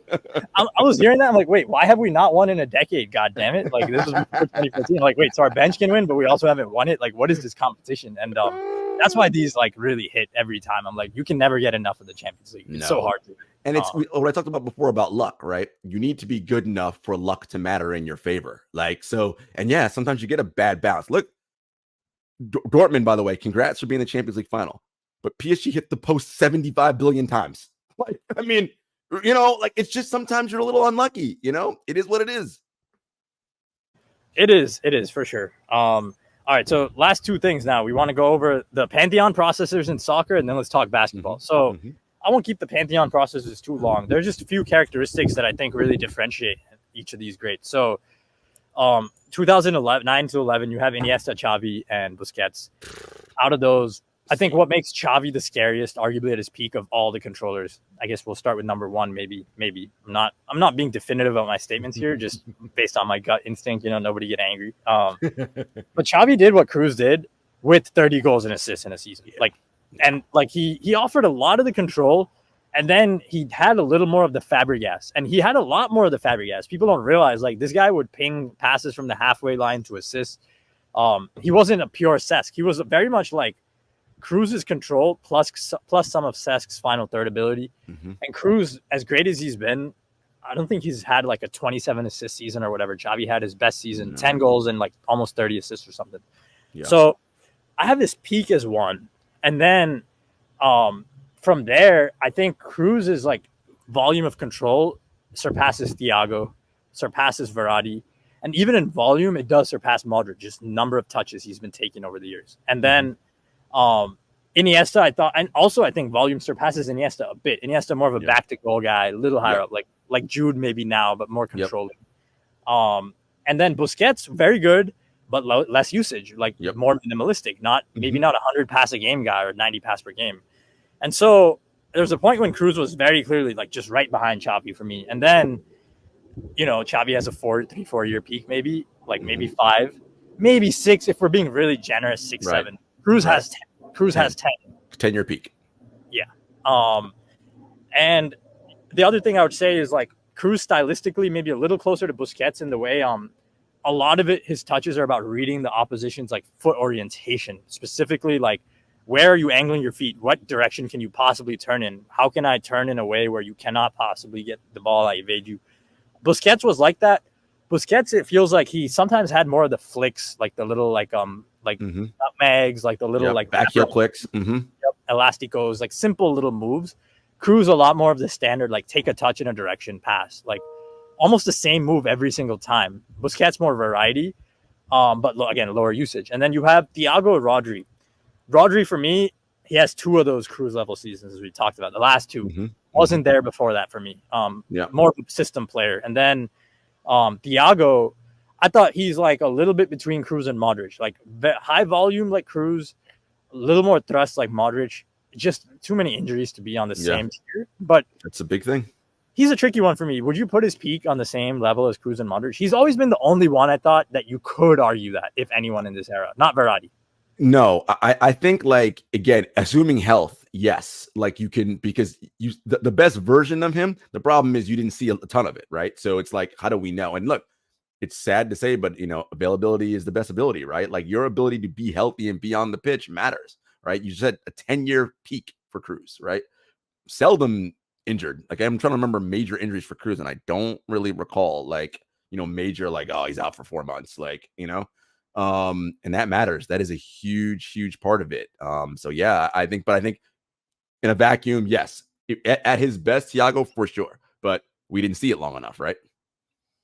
Yeah, we did it. But that would be my tier A. Like it would be the 3 from Barcelona: Kroos, Modric, Thiago, and then Rodri enters it now is the new one. I still feel like the system does a lot for him, but he has blossomed, so I'll give it to him. But before the last 2 years, he was overhyped for me, like way too overhyped.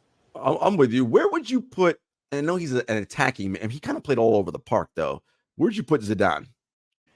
Zidane, the problem was that era, those 10s were given enough of the ball where like you were only scared of them creating, and so there was not as much control concept even. So like if Zidane got the ball, teams aren't afraid of him circulating it. There was no concept of like the circulation. Right. So they know he's going to take you on and like go score a golazo or what. Right. And so in that regard, his just purely statistically, he wasn't as efficient as some of what we get today. It's like almost like basketball, like Kobe Bryant, to be honest. Not efficient at all. Not efficient, but also the era was just so different. Like in that era, like you don't expect a guy like that to go and be that efficient either. And that's where Zidane was for me. And like, especially because like the similarities, like Kobe's a guard, Zidane was a 10. He wasn't like Kobe wasn't a big center or a little guard who could beat everyone at speed. Same way Zidane wasn't a winger or a big striker. So you have like a guy who needs to use his technique to excel, doesn't create the best separation, but still is a big moments player. And you have Zidane's very Kobe. I didn't realize when I think about it. Big moments. I mean, the temerity to unleash shots. I'm like, bro, what? Like, unreal. Yeah. And so Zidane is not controlling, like Isco controlled games more than Zidane because like the era was different. And so I don't even like having Zidane in these convos because it's like comparing across eras. Yeah, it's not apples to apple. You're right. And so that's where, and even like that's where it gets, this conversation is so fascinating, is like I don't even like comparing these guys to De Bruyne. Like, don't even compare them. They're different players. Like, why would you compare a guy who's the team's built around De Bruyne's chance creation? These teams are built around their retention of the ball. It's just completely different. And I hate those comparisons. Like, keep those categories completely away. Don't want any Kroos. Like, I saw someone saying like Kroos has more Champions Leagues than De Bruyne ever will. De Bruyne has a respect. He's humble. He'll acknowledge. Like, he called Modric his favorite of all the guys. Right. But like at the same time, I'm not gonna say just because you won 5-6, like De Bruyne is a legend. He's just a different player. And and like, you know, it always comes and bites you back when you're inconsistent, and then you want to like give your own player some credit, and the same stupid logic kind of other Comes fans back to bite you. Yeah. So right now, if I had to rank Kroos all time, damn, it's hard to not put him as the number one controlling midfielder because he did it longer than Xabi. Like Xabi, even if his peak was better, it was better because of the assists, the pure control for a decade, man. And also, the other thing for me is that Kroos, and I forgot to mention this earlier, is he actually was a big part of the coaching. Like huge. Pep goes to a team, this is how we're doing it. Hey, Lam, maybe Xabi come over. Maybe you have small input on what we do in this phase.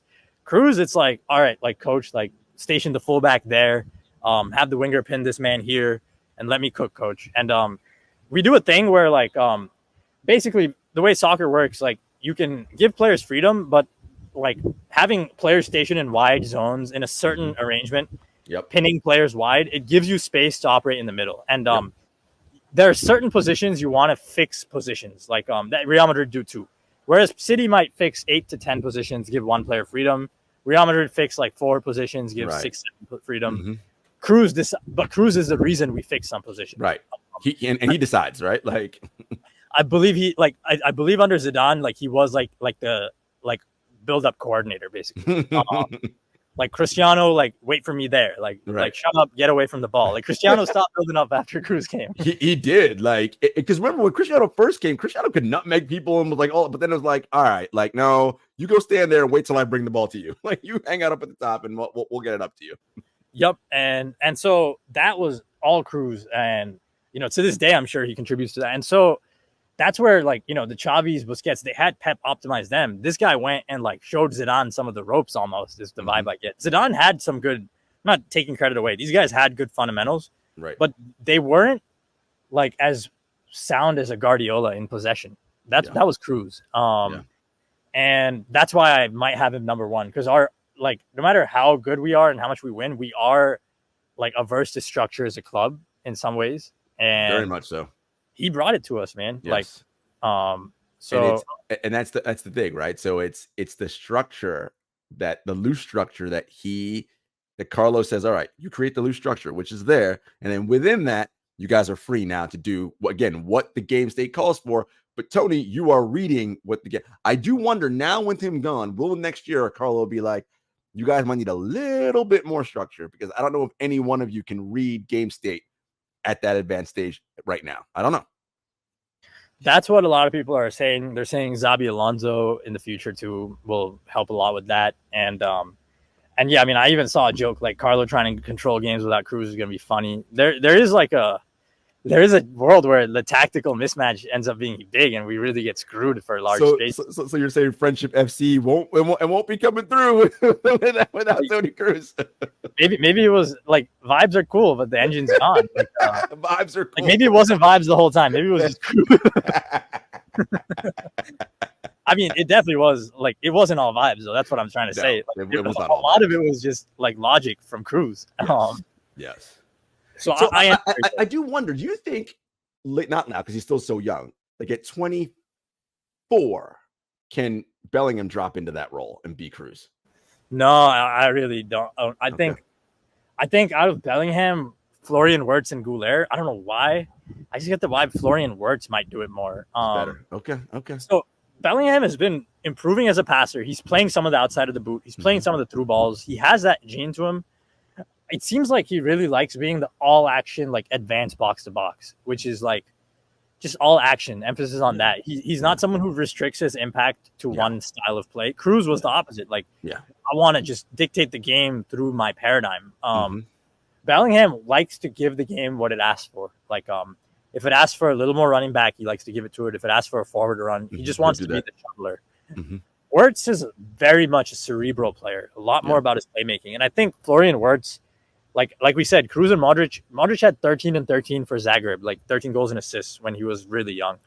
Every year from there, he started playing deeper, Tottenham and then Madrid. But there is this history of players moving deeper.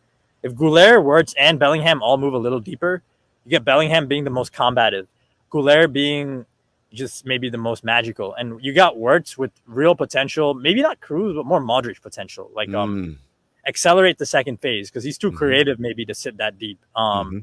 But that's why I think we're rumored to sign him. And up till recently, Man City were really in that race to replace him right now. And I think the whole Alonso season, Alonso coming here next, that might have, I think Wirtz might be like, why don't I just pull up with you, homie? Well, look, we're all assuming that after Xabi does his second year at Bayern Leverkusen in Champions League, which he should definitely get to enjoy that because they were awesome this year. So then 25, when Carlo's like, all right, I'm done. I'm going to go hang out in the front office or whatever the hell he decides to do.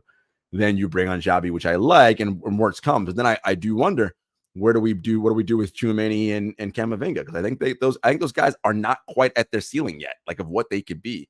And I think talk about an athletic midfield. That is an athletic midfield, like really athletic. It is. Yeah, it's nice. It's just nice to know that it won't be like 2014 or 15. We won't just leave a random position in gaping and we'll lose the treble because of it. So I think it's a big saving grace for me. Like, even if we have some growing pains, we're going to grow through them. We're not going to just stagnate. I think you're right. Yeah, so it's exciting. And so now, right as we talking in the NBA, I thought it was interesting you mentioned that you get more joy watching Real Madrid than anyone in the NBA. I've told this to people before. 2021, I was on the verge of like stopping following Real Madrid. I was just trying to focus more on my scientific career. And, just had a lot going on. It felt like a big distraction. And then that season happened. And that was just like improbable as fuck. And that really brought me back. And this year was just like so unexpected. I was just like, started the year, like I'd get on the pods, like, all right, I got to do this. Like, there's hope, as long as we're winning the games with Jude, like, all right, like we're still in the start of the season. You love this team, right? They're just fun. They're a fun group to root for. They are. And at some point in November, it just became like, okay, like we can win the Champions League. And that's when I light up. Like, I don't know. If we can't win the Champions League, I'm not as into it. But such a Madridista. We don't care about anything other than Champions League. I mean, you know it. Like, you started 2010. I started 2 years after you. So I had 2 less years of pain. And I've seen the same number of Champions Leagues as you. 2 years later. You're right. I basically had like 6 months of pain before the first Champions League. That's it. Like the end of the 12-13 when we lost to Dortmund. And so, like for me, those years between 2018 and 22, they were hard, man. I needed one every couple of years. I think back to what part of what made as a fan, because don't get me wrong, I still love the NBA. I cover it, and it's it is. NBA is still my favorite sport. What makes watching football and Real Madrid so fun is the experience, in that I know I only have to worry about Madrid at most 2 times a week, Sunday or Saturday, and maybe a Champions League match in the middle of the week. That's really right. NBA, it's like every night, and it's like, all right, it's just like, and it wears on you, right? Early in the season, it's fun, whatever. By the time we get past Christmas and it's January, I'm just like, oh my God, I need the All-Star. I need the All-Star break as much as the players do. Please get me to All-Star. So it's just a lot. It's just too much to watch, and it's just, you get desensitized from it. And I have a whole thing we do another time about how the NBA plays way too many games and you're breaking these players literally. I mean, look, that is the Knicks' problem, right? It's why they lost this series. Thibodeau basically played 5.5 guys.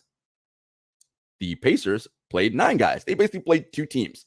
So no matter what, in that game 7, Knicks cut it to 6. People are like, ooh, I'm like, no, it doesn't matter, because it gets close. The Pacers just bring in their guys off the bench who've been resting for the last 5 minutes. And that's like running a marathon against a relay team. You're going to lose because every time they got more energy than you. And so to me, NBA teams got to be smarter about when they're building.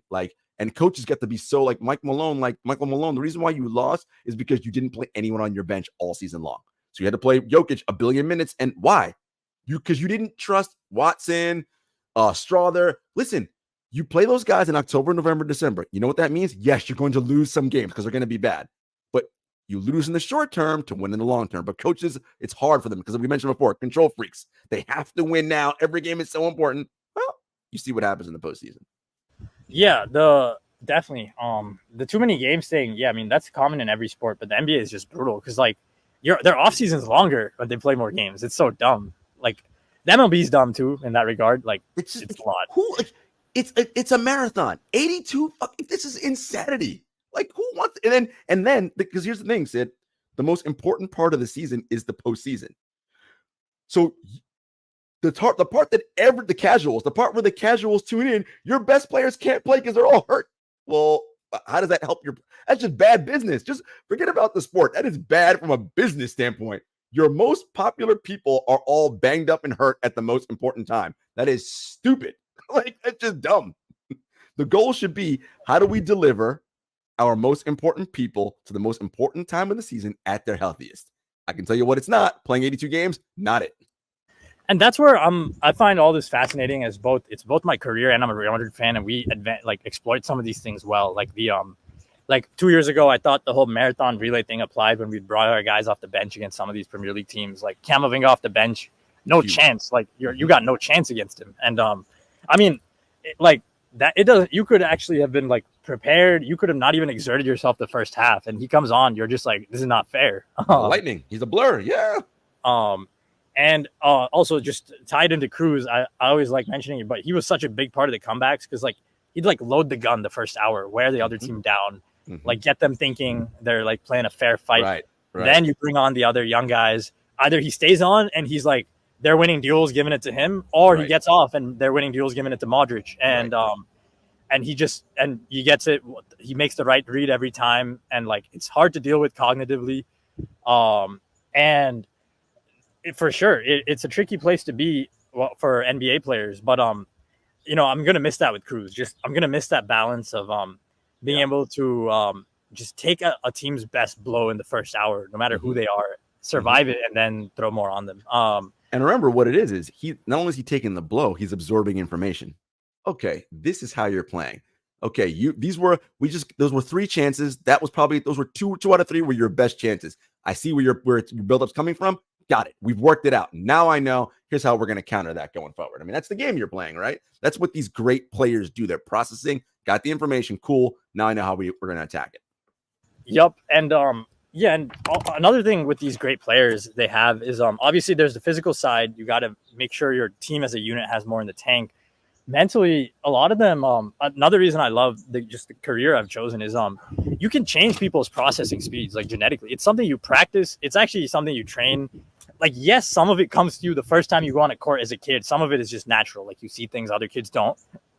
And the kid who sees it all goes on to be the superstar. But there's also, like, you can change it. Like, you go drink a bunch, you're going to process time a lot slower the next morning than someone who's sober. It's like, go get stoned or, like, abuse a drug or go eat a shitty late-night meal. You're not going to, like, you literally, like, and this is not something that's commonly understood, but I believe like it's actually to the point where most people would choose to optimize their lives around how much subjective time they experience if they understood the extent to which they could modulate it. Because like an hour for someone who's been on their game biologically could be like you could get so much done productively. Yep.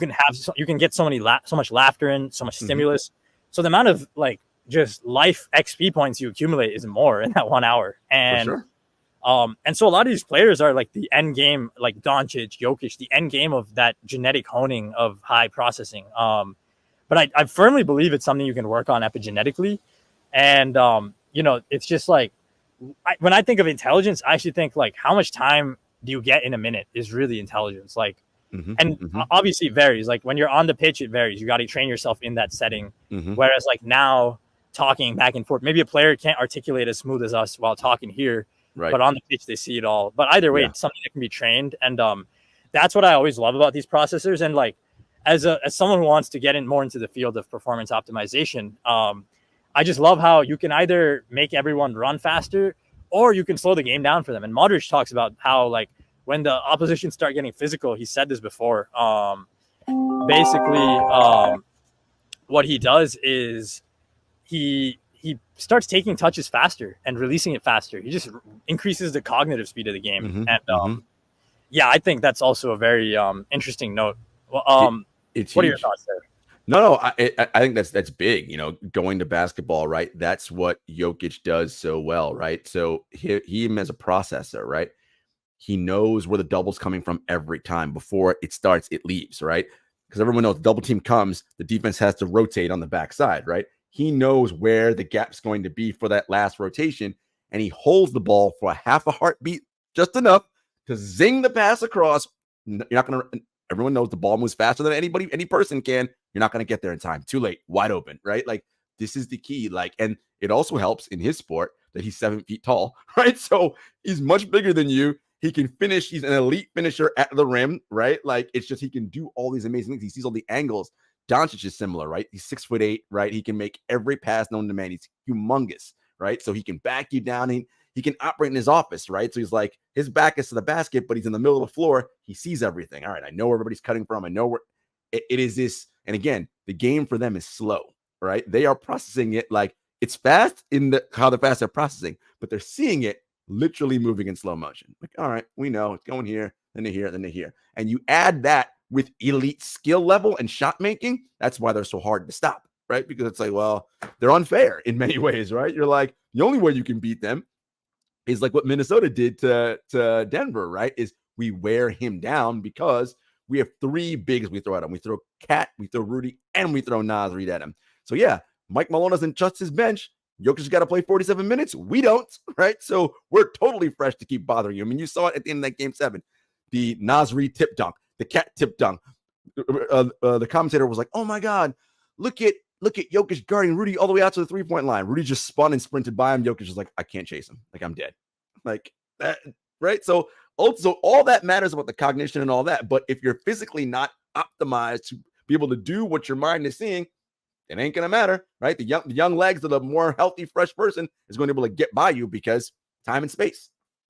And height's such a big part of it. I feel like Huge. Between Magic and LeBron, we got the Stocktons, the Chris Pauls, the Steve Nashes, the shorter guys, but like, and then suddenly like LeBron on the verge of leaving the league, then we get like this Giannis, but not even Giannis. You get the Jokic and Doncic, really. Yes, the very it's not Giannis. And by the way, I'd be remiss.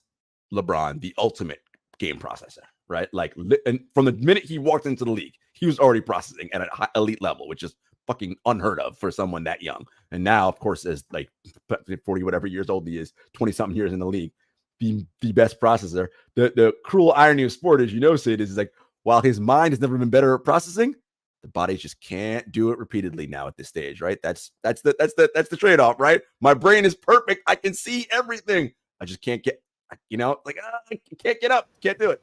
There was a point a couple years ago before Solomon Hill dove at his feet when it was just beautiful.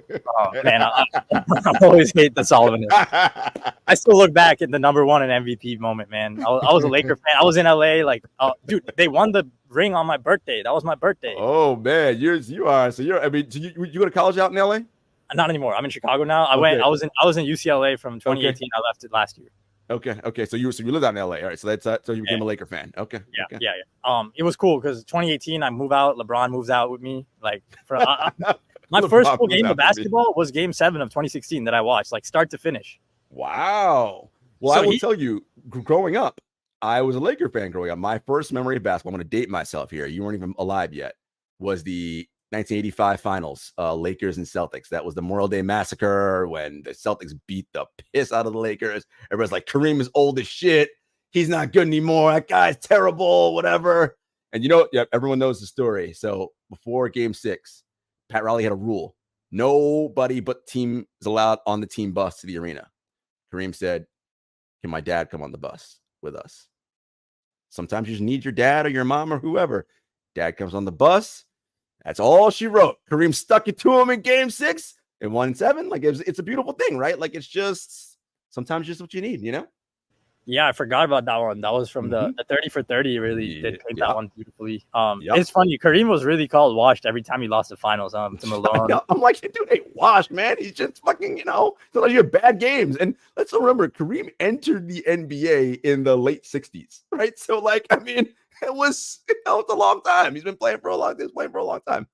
Definitely feels a bit like what we see with LeBron now, where he has some good games, some bad games. People don't know how to value him. They don't realize his good games are good. Maybe bad games are supposed to be expected. But that's cool that you've been following since then. And I was just a LeBron fan, and then out of nowhere, Real Madrid gets like this LeBron Bird regen. He's very much like I don't know if he's half Magic Bird or half LeBron Bird. What would you call him? I don't want the Harden. I don't want to hear about Harden. I mean, even though it might be accurate. That is exactly accurate. If you watch what Luka Doncic does to the Mavericks, he is James Harden, just 4 inches taller. 3 inches taller. It's the same offense. Heliocentrism, right? Step back threes, like elite. Think about people don't know about James Harden is. James Harden is an elite playmaker. Elite, not good, no, elite. One of the great playmakers of all time. Like you watch him run pick and roll with anybody, just like Luka, because he reads the game so well. Now, you can argue about whether you like the fact that like he baits refs into fouls, but every superstar does that. Listen, your boy Luka, he's whining every time he's on the court. The minute the game starts, he's already, why didn't you call a foul? It's like, bro, we didn't even tip the ball yet. You're already crying about fouls. That's just these guys, they game the system. That's what they do. But that being said, he's all of them, right? He's part Magic, he's part Bird. He doesn't have the athleticism that LeBron has, but he has the processing that LeBron has, right? Like he's such an amazing processor. He's a better shooter than LeBron. He's an MVP type candidate. And what he's showing this year in the postseason, Sid, he's never going to be on anybody's all defensive team. But what he is he's big. He's 6'8", and he's just fucking, you can't move him. So he's playing incredible post defense. Like James Harden, be like, oh, he sucks on defense. No, James Harden plays great post defense. Because he's built like a fire hydrant. You can't move him because he's so big and strong. Like Dallas is fun. They're a fun team. I remember the James Harden defense. I just remember because it felt like a little bit of the Morty marketing too. Like Harden's defending in the post. You know how Daryl Morty goes about it with Joel. Good old Daryl. Daryl, man, going out on Twitter, batting for his guys, tweeting stats. Like you never know what is marketing when it's a Daryl Morty superstar. But I mean, you're right. He has a bit of everything. He has like the Jokic touch with the LeBron body and like style. I like things I like about him more than Harden. So maybe his step back has never been as purely lethal. He's not as shifty off the bounce. Fine. No, I mean peak Harden off. That's like, first of all, Harden should have 2 MVPs. He should. He was like that 6-year stretch. He was the best offensive player in basketball, like bar none. It wasn't close. My concern with him is that gap between him and the second best was way smaller when the postseason rolled around. And I feel Luka's game is just more variety. There were 2 things about Harden's game I didn't like.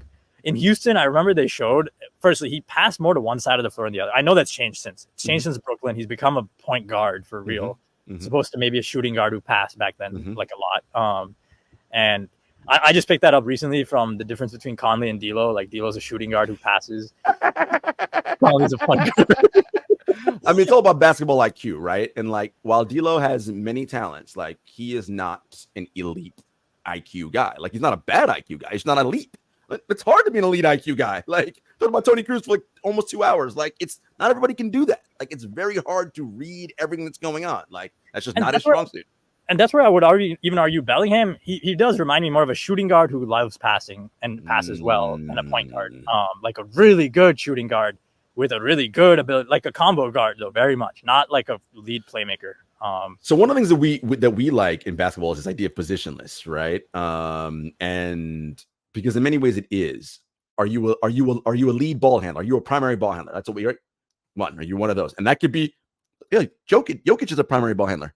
He also happens to be a 7-footer, right? Like it's just, you can be that, right? Are you a wing player, right? Like, are you like, it's just, can you step out and make threes? Like now what you're seeing more and more in basketball, the game's evolving to is that you want your team stacked with as many long people, right? 6'6" and taller who can pass, dribble, shoot. The more of those you have, the better off you are. A la the Minnesota Timberwolves, a la the Oklahoma City Thunder, like they're in their incubation process, a la the Mavericks, right? Like a la the Boston Celtics, right? That's what you want. You want a team full, the Indiana Pacers, a bunch of long dudes who can do everything on the court. Because in this game, size still matters, right? The rim is 10 feet above the ground. So if you have a team full of 6'6" and above people who can pass, dribble, and shoot, and on a 10-foot rim, that is such an advantage because the hardest thing to do in the NBA is score over size and length. It's just hard. So you think hard. That Doncic's big advantage over Harden that lets him have a bigger bag, a more expansive floater game, maybe get his shot off over more defenders? The 3 inches, yeah, it's huge.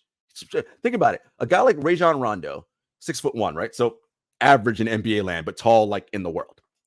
Why was he so effective for so long? Because his wingspan was like 6'11". Like, I mean, this is the NBA, right? It's full of these mutant type players. Like that ability to have that extra, like that's what makes Kevin Durant so good. That's what makes this league in trouble when Victor Wembanyama learns how to shoot.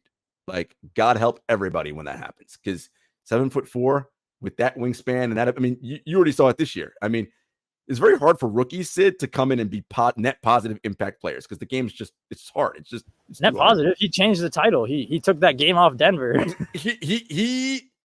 He was already, by Christmas, he was already a net positive player. And then end of the year, he's the 96th percentile in estimated plus minus. Like, for a rookie who can't shoot yet, you know how good that is? And that's mainly because he's 7'4", right? Like, and super skilled.